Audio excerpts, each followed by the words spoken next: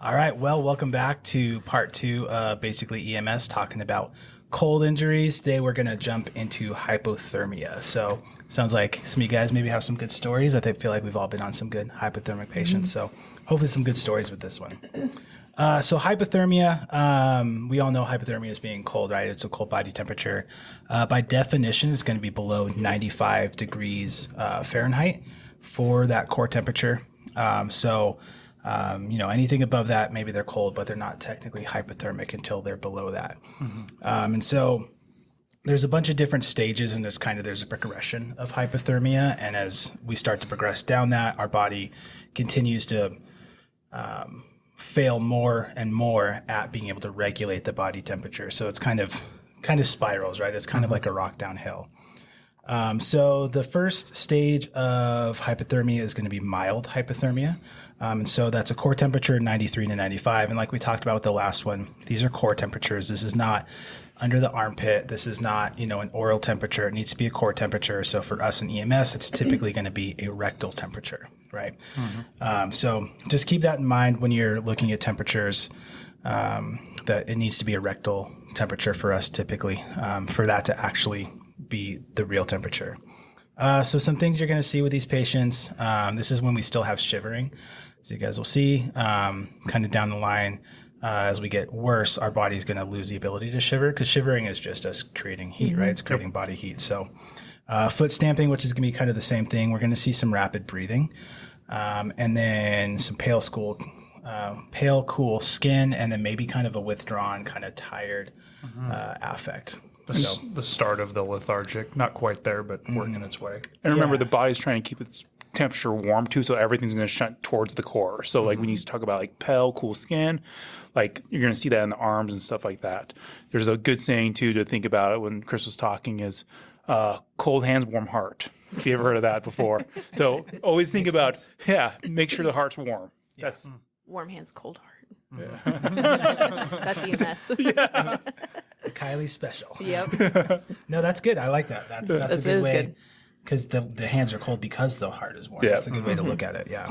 That's why you brought me in. Yeah. The grains of knowledge. And then that pale skin because of that too, right? Like it's gonna be cool because it's shunting, and then pale because it's also shunting. So something to look for. One thing to add to this too, it's not on our little list here, is this is the treatment one. This is one where we can start active warming without realistically causing any further cardiac damage or just running the risk of further harm from rewarming too fast. This is the stage where we can get after that. So when you say like what are the methods? What are you talking about? So warming them up in the stages of or in the forms of putting like hot packs in the armpits, on the groin, trying to get the blood warm. If you warm up the blood, you warm up the body. So that's kind of one of those.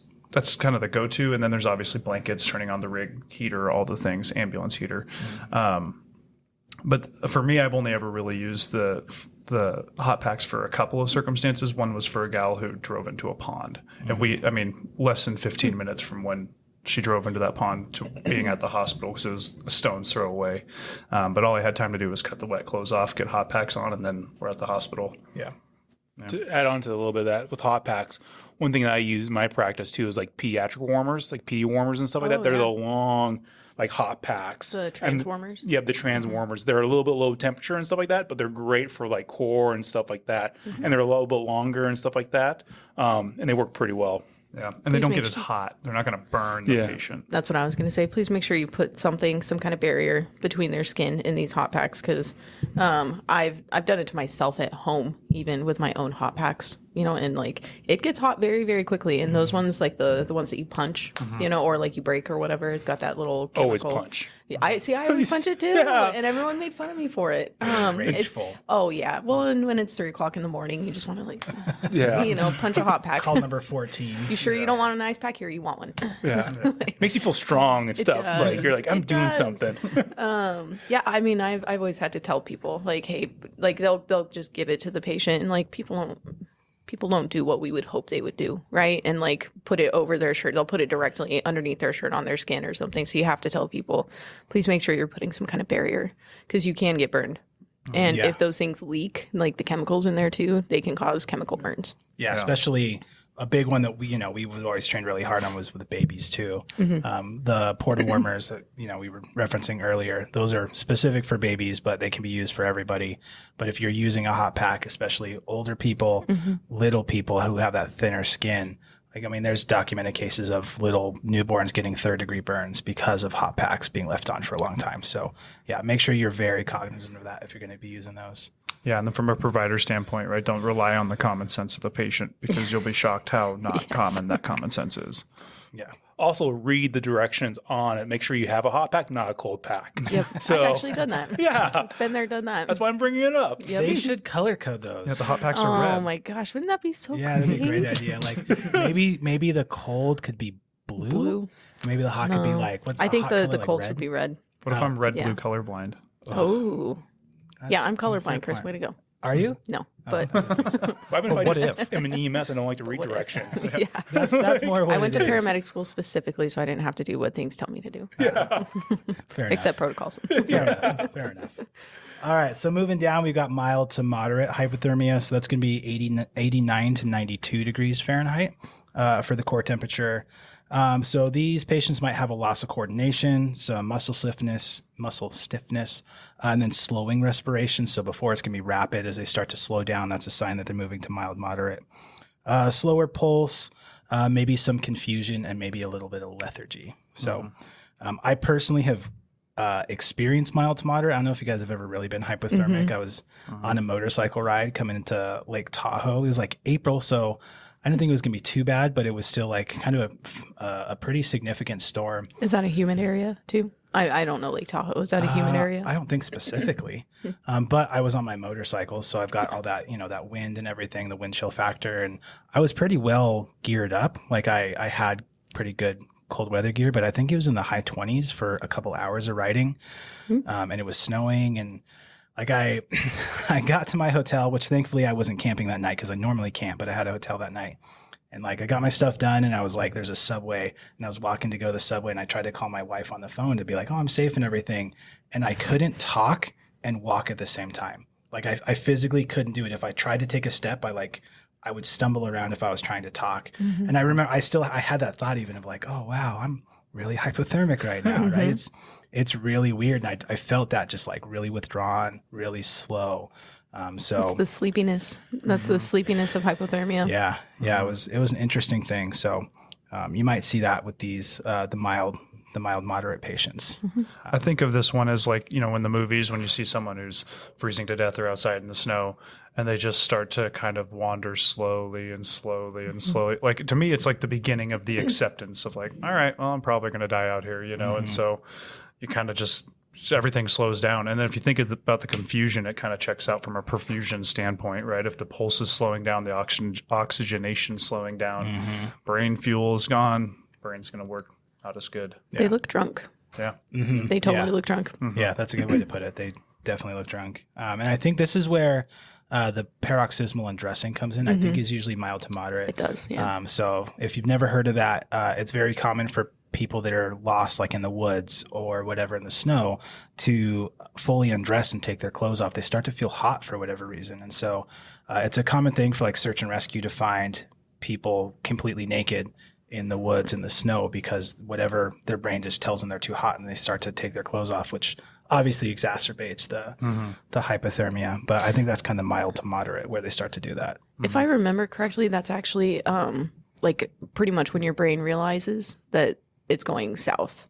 It's like one of the, like you see what are they in the desert? Like the mirages or whatever. Your brain is like, oh, like it's going to be okay.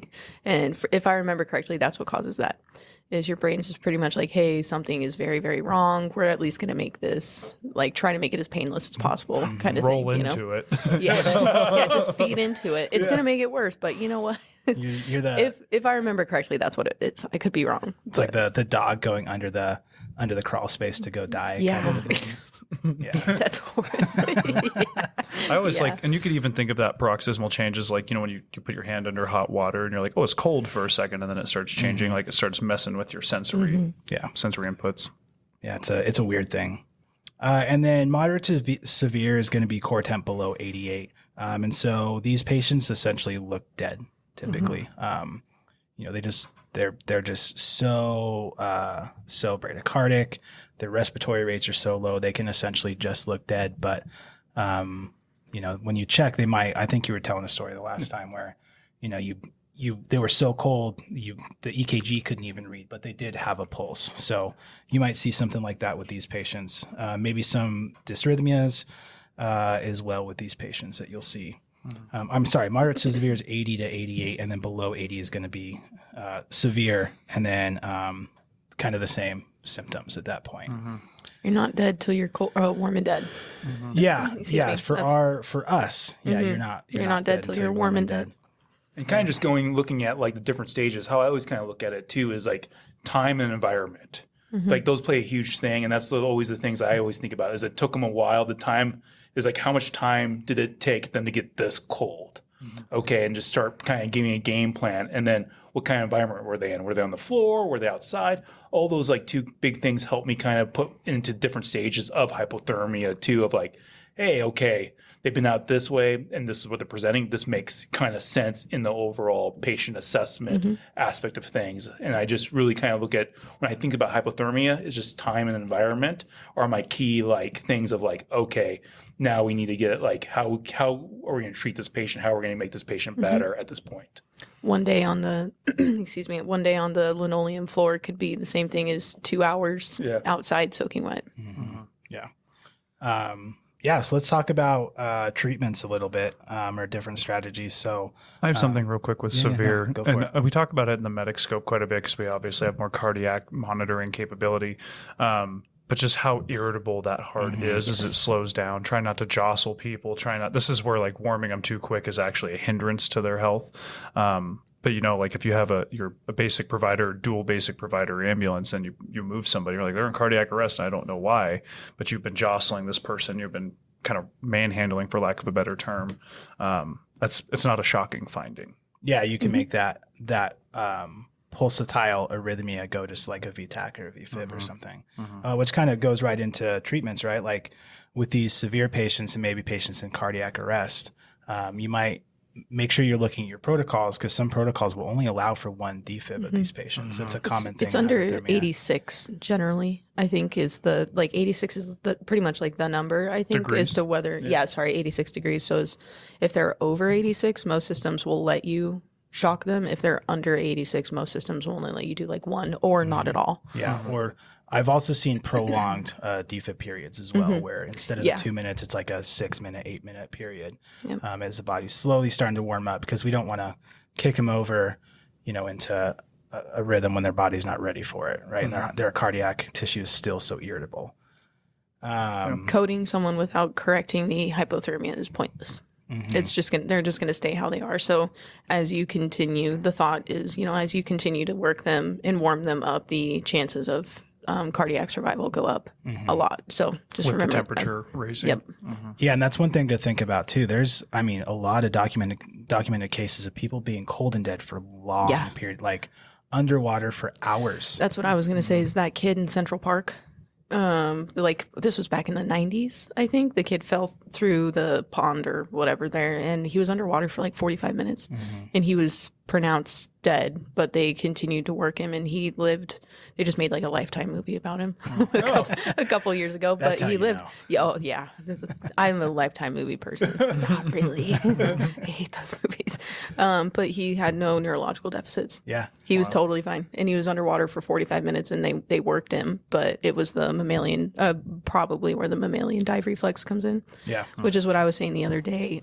Excuse me, about the body actually handling cold much better than it handles the warmth. That's where we're made for that kind of thing.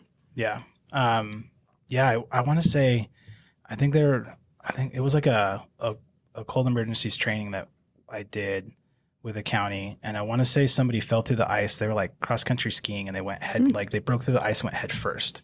And they were in for like 3 hours and came back with like no neuro deficits or anything, like full brain function and everything. So this is, these are the patients that, like we said before, they're not dead until they're warm and dead. You're going to code them and you're going to get them to the hospital where they're going to warm them up before we're just going to call them, right?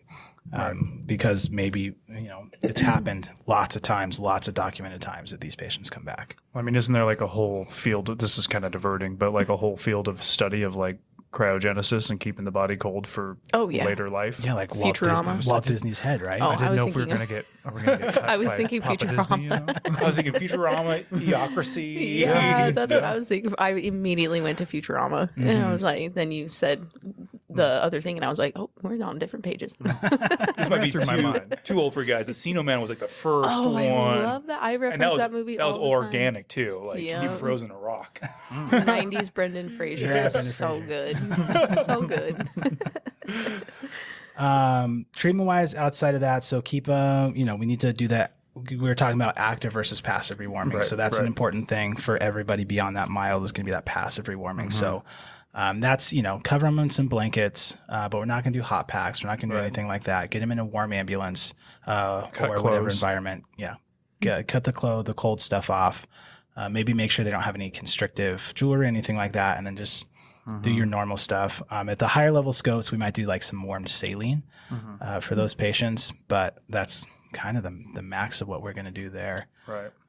This is going to sound oddly specific, and it might be, but I went on a cold water drowning, kind of like very similar to like what we're talking about. But hair actually plays a really big role. If someone's got soaking wet hair, I know this is specific, but I carried ponytails with me as a chick. It's kind of like, it's just I need them, but also patients need them. And getting their hair up and out of the way actually helps a lot because wet hair is going to cool you down When you think about very quickly. anatomically, the carotid arteries are right where your hair is going to sit. So if you have hair at 50 degrees sitting on those, it's a cold pack on their neck, right? Like we need to make sure that that's cleared out of there.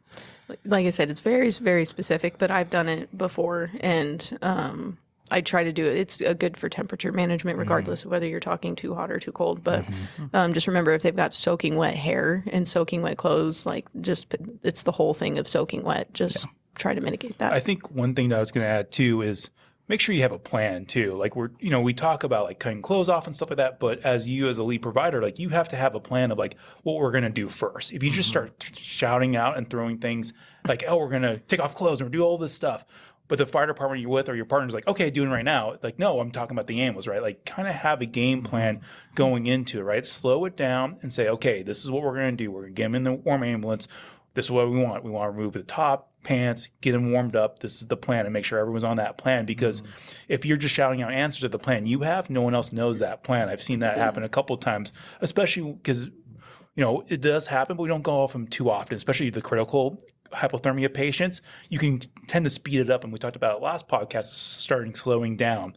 But in order to provide the right kind of medicine, slow it down in a right way to say, this is the plan we're going to do. Take the 5 seconds to slow down that you can save yourself a minute of confusion and other issues that come along. Just, have a game plan when it comes down to it.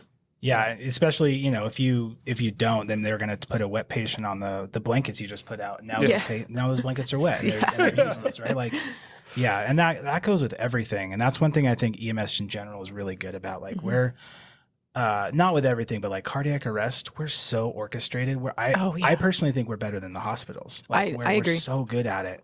If I die in the hospital, pull me out and call 911. Honestly. Just to bring you back to the hospital. Yeah, well, exactly. They can manage me in the future, but coder in the bay. Yeah. And then once, heart rate, honestly they bring her though, back in. even some of the most questionable medics that I've ever met before, I'm like, I did a lot of hours in the hospital and I saw a lot of codes, just like we all did. And I don't know about you guys, but I was like, oh, we do things very differently than the hospital. So I agree. I mean, a big part of it's training, but another big part, like there are obviously egos, but I think they're a little bit less than the physician ego sometimes. And so we're so team oriented in EMS. And so when you come on these calls, take the time, allow your team to be a team and lead your team if you're in that position. And then it's going to go a lot smoother, right? And it's going to be a better outcome for the patient. If there are any doctors out there listening, we love you. Yeah. We do. We really do. Kind of to Justin's point about having the plan. I mean, you know what they say about assuming, right? Just typically. But at the same time, we all have a similar background of education to a degree, right? Medic to EMT. But don't assume that everybody was as good of an EMT student as you were, right? Some people have strengths and weaknesses depending on the topic. And so you don't want to get into the groove of like, okay, you know what we're doing, right? And they're like cutting the clothes off in the snow. Like, yes, like make sure, kind of just piggybacking Justin's idea there. Yeah. Anything else you guys would throw out there? I mean, especially the BLS level. I mean, it's really environmental, essentially, for treating these patients. And don't give up on them if they're coded. Work those codes. I mean, I'd say the biggest majority of treatment outside of like cardiac management, monitoring from the paramedic to advanced side, or even IV fluids, that's a lot of it's EMT basic management. Well, and honestly, there are a lot of systems that do optional modules for EMTs anyways. And they're pretty, I've read through some of them, they're pretty rigid as far as like you can do warm IV fluids, but you capped out your bolus at like 500 or something. So that's not completely out of the realm of possible for EMT basics. And I've said this before too, but like being an EMT basic's a life skill, right? Like I can't be a medic unless I have medic stuff. Yeah. But I can cover someone with a blanket and get them somewhere warm, Yeah. You can pull them out of the snow or whatever. Yeah. It's all very practical information. Yeah. Well, and I think the thing to think about too is, are you making the patient better? You have to always ask the question like that. Are they getting warmer, right? Like we talked about before, like time and environment, right? It's going to take some time to get this patient warm, but what environment we're putting him in? Oh, we're putting him in a warm ambulance and stuff like that. Like those things that you can control. And also there are simple things, but also I've seen it too where simple is not so simple, especially when you are trying to rush things and everything like that. Just take some time, slow it down, warm them up. It's an EMT skill, but like kind of what Wade's talking about, it's a life skill too. It's just like I always tell our students too, is like EMS is just people taking care of people. So just handle them with grace and having them with respect, but make sure you're doing the right thing. And just on the time frame too, just make sure that you're gradually warming them up. And you might not see we always want to see like the outcome. We always want to kind of be the hero of our own story.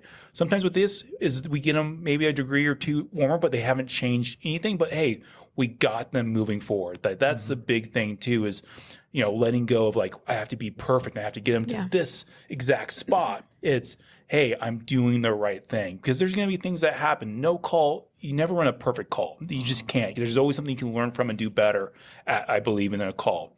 So with these patients, like, just realize you're doing the right thing by trying to keep them warm and trying to just keep their core warm, right? Your goal for hypothermia, I believe, in some way is like keeping the core warm, keeping the heart, the brain, the lungs, the kidneys functioning, keeping them warm. If you're doing that and you can answer, you could check that box, you're doing the right thing. It just might take a little bit, but at least you're doing the right thing. Yeah. A lot of it for EMS is like not maybe to make them better, but to stop them from getting worse. Yeah. Right. And this is one of those ones where a lot of it is just like, let's not make them get any worse. Yeah. Yeah, we're keeping them in the game, right? Like, that's all we are doing. We're the first part of the chain of survival, right? In pre-hospital, obviously, but The best, though. That's the first. Yeah. First impressions are always the best. That's a really good point, though, you bring up, because that's something I really struggled with early in this career. Was like, I'm a perfectionist. I want things done well. And so the fact is like, oh, that call went to crap. And then I had a couple people of like, are they alive at the hospital? It's like, barely. did you get them there? They're there. It's like, okay, you're right. But it doesn't feel satisfying, but understanding the satisfying answer is not attainable half the time. I think we have to always find our own victories in every call. Absolutely. Yeah.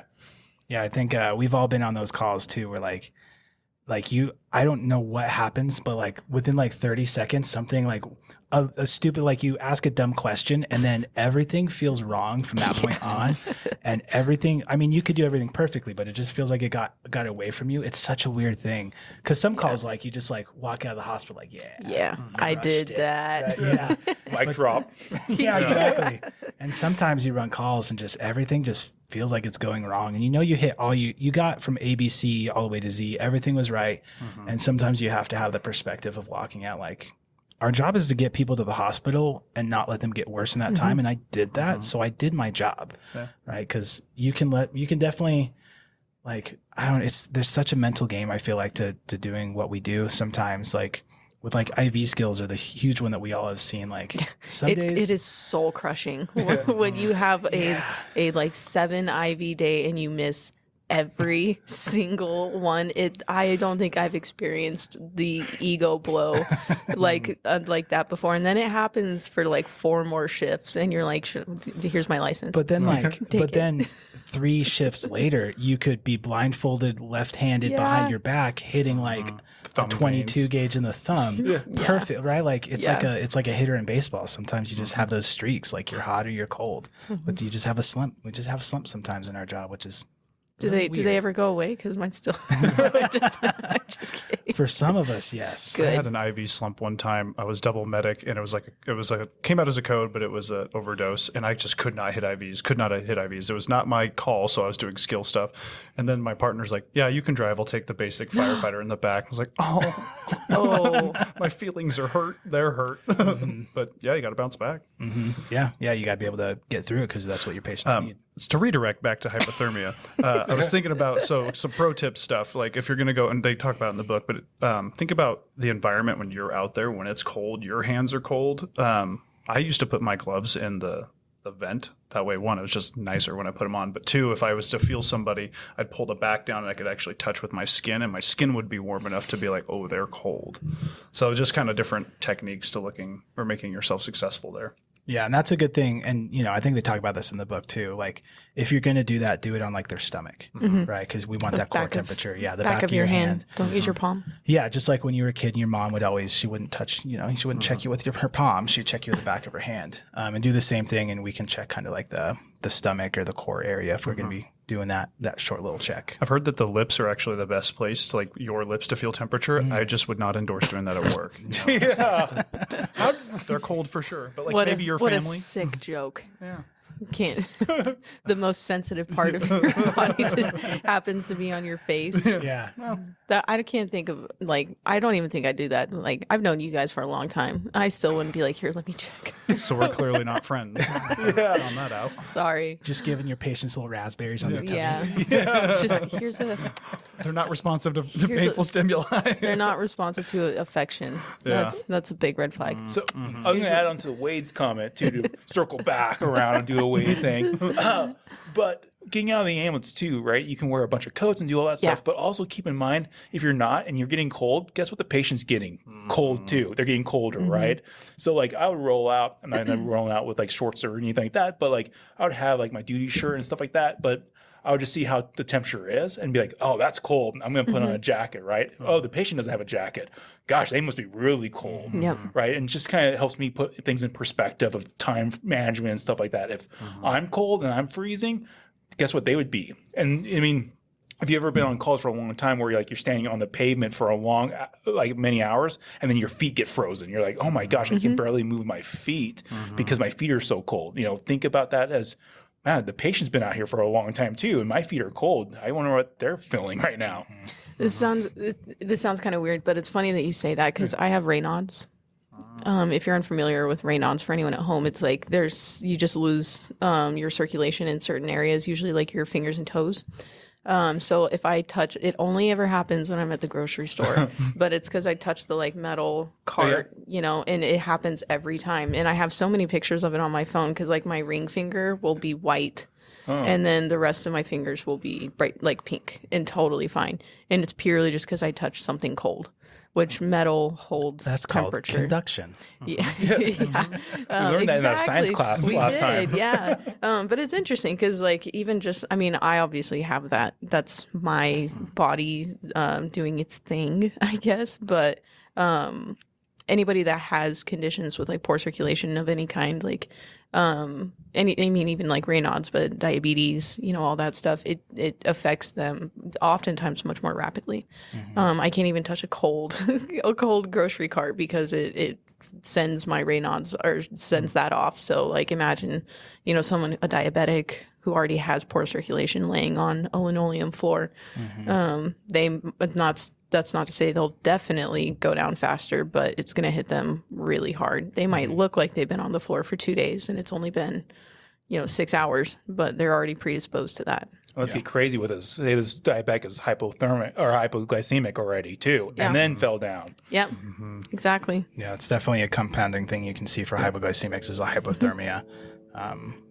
Most protocols have something in there about checking temperatures before you can clear them.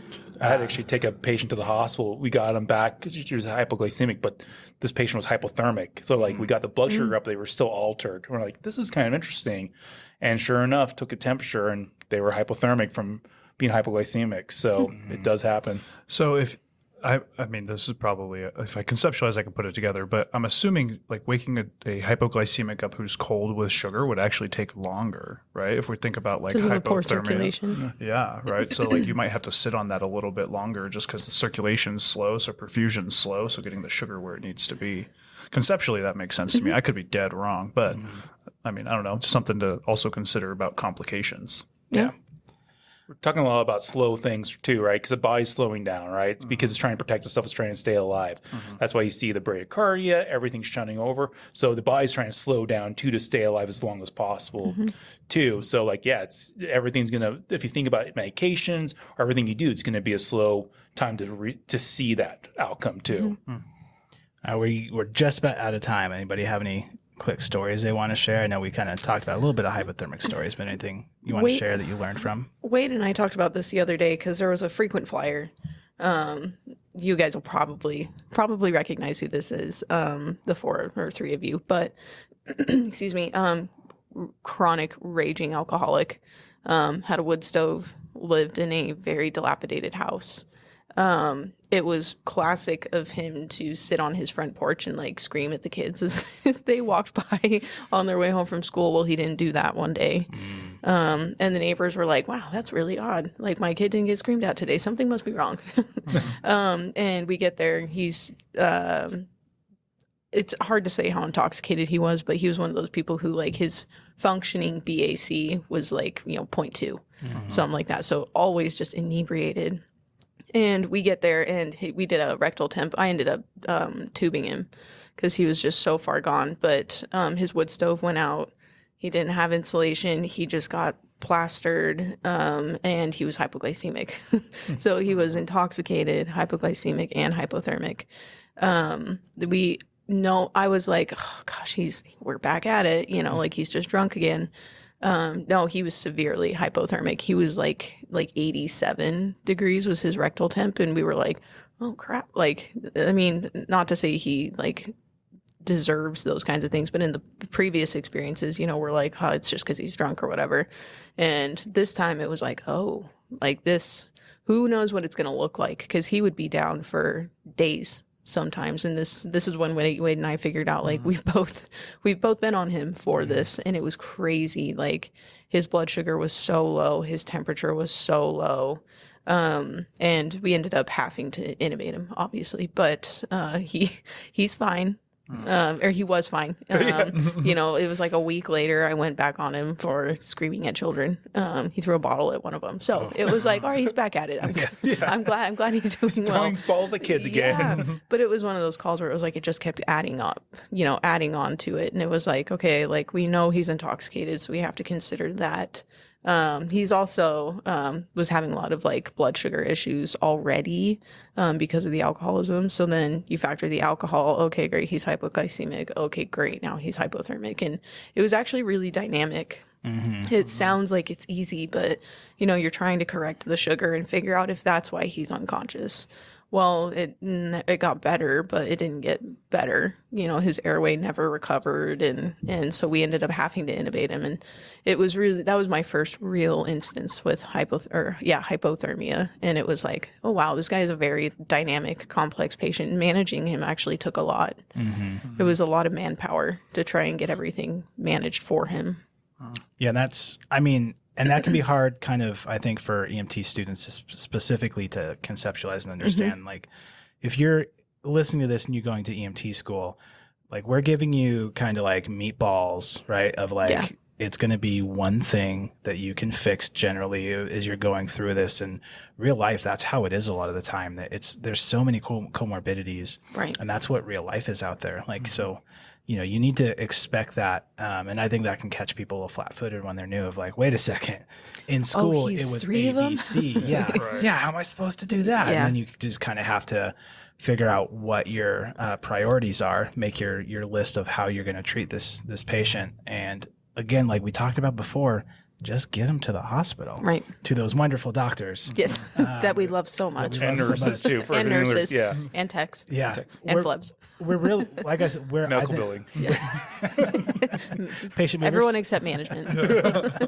Like there's some things like codes that we are phenomenal at, and I think definitely better than the hospital. But like there's a whole lot of things that like we are very happy to be like, here, doc, and then walk away and not have to deal with anymore. Yes. And those really dynamic, complex patients for experienced providers are really fun. Yes. Because it's not an easy paint by numbers thing anymore.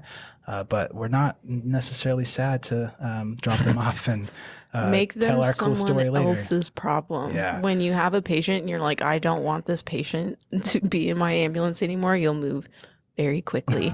You will realize the Platinum 10, that 10-minute scene time that we shoot for, it has a purpose. And it might just be selfish because I'm like, I don't want more than 10 minutes with this patient because they're just messy. Yeah. So I'm just going to add on to that a little bit too, because like in EMT like school and stuff like that, like you learn one diagnosis, one treatment as you go through the book. When you get out there, you can expand it, but also I've seen it where people don't expand it. They still treat it as one diagnosis, one treatment, and that's it. And that's not just new people. That's sometimes senior people who are like, hypoglycemia, okay, and just not do anything about hypothermia, or just hypothermia, or they pick the one diagnosis they want to go with, and that's it, but they negate everything else that comes along with it. I believe the practice does really well when we think about multiple diagnoses, multiple treatments, and we do both equally with precision, but also with, it's an art form. It really is an art form as we do this. we're practicing. For practicing, right? Like when I started as a paramedic, like I was probably painting with crayons and probably eating a bunch of glue. I don't think crayons had been invented yet. It might have not been invented. It was stone tablets. It took a long time to get that. Yeah. But then later on, as you grow in how you create your art too. Now you're, using maybe some color pencils, and then it becomes, paint brushes and oil paintings and stuff like that. But that's what makes medicine and EMS so amazing, is that you can actually, that's how I think about it, is that you can make and create a great future by painting the pictures you want to paint, but you have to think outside the box and you have to paint with multiple colors. You can't just say, I'm just going to use gray or black. Yeah. And it's scary. Yeah. But you need to this is not school is linear. Everything we do is linear, but real life is dynamic, and you need to be able to embrace that. And then you're going to be pretty good at this. Yeah. Cool. Any closing thoughts? Cause we're about out of time. I just want to so with Justin's idea, just remember order of importance too, right? Like we have a multiple complaints going on. I had a few patients, like off the top of my head, not going to get into it because they're totally not cold emergencies, but like heart and lungs both bad. I'm going to pick the one that's going to kill them first, and then I'm going to move into the next one, right? Like bite-sized pieces, and you'll get into where you got to be. Yeah. Yeah. Cool. Anybody else? Anything? Nope. No? Right on. Well, cool. Thanks. Thanks for watching or listening, whatever you're doing. We appreciate you guys. Hopefully you learned a little bit.